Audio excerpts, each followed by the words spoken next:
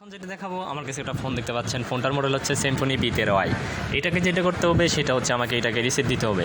আর প্রত্যেকটা phone reset দেওয়ার জন্য একটা করে অফিসিয়াল পাসওয়ার্ড থাকে ফোনের। সেই অফিসিয়াল পাসওয়ার্ড ছাড়া কিন্তু আপনার রিসেট হবে না।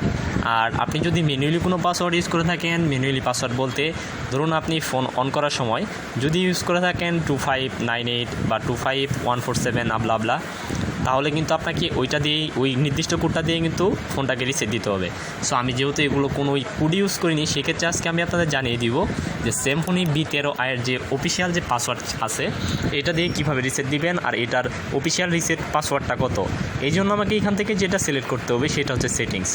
আমি প্রথমে মেনুতে যাব, তারপর এখান থেকে সেটিংসে ক্লিক করে দিব, দেন ওকেতে ক্লিক করে দিব। সেটিংসে যাওয়ার পর এখান থেকে অনেকগুলো অপশন শো করবে আপনার সামনে। আপনি এখান থেকে সিলেক্ট করবেন 6 নম্বর অপশনটা, রেস্টোর ফ্যাক্টরি সেটিংস। আমি এখন রেস্টোর ফ্যাক্টরি সেটিংসে যাব।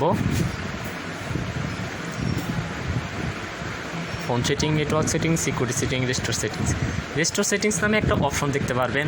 আপনি এখন এইটাতে রেস্টোর ফ্যাক্টরি সেটিংসে যাওয়ার পর এখান থেকে আপনাকে একটা অফিসিয়াল পাসওয়ার্ড দিতে বলবে, বা আপনি যদি ম্যানুয়ালি কোনো পাসওয়ার্ড ইউজ করে থাকেন ম্যানুয়ালি পাসওয়ার্ডটাও দিতে পারেন। আমি যেহেতু ম্যানুয়ালি কোনো পাসওয়ার্ড ইউজ করিনি, আজ আপনি বলে দেবো যে এটার অফিসিয়াল পাসওয়ার্ড কত। এটার অফিসিয়াল পাসওয়ার্ড দিয়ে রিসেট দিয়ে দিব।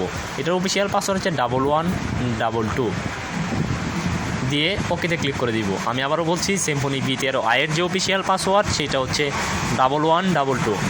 ফোনটি কিন্তু ফুললি রিসেট হয়ে যাবে কিছুক্ষণের মধ্যেই। আমি আবার বলছি, Symphony B13i এর যে অফিসিয়াল পাসওয়ার্ড সেটা হচ্ছে 1122। আমার ফোনটি রিসেট হওয়া fully complete. So viewers, thank you, bye by.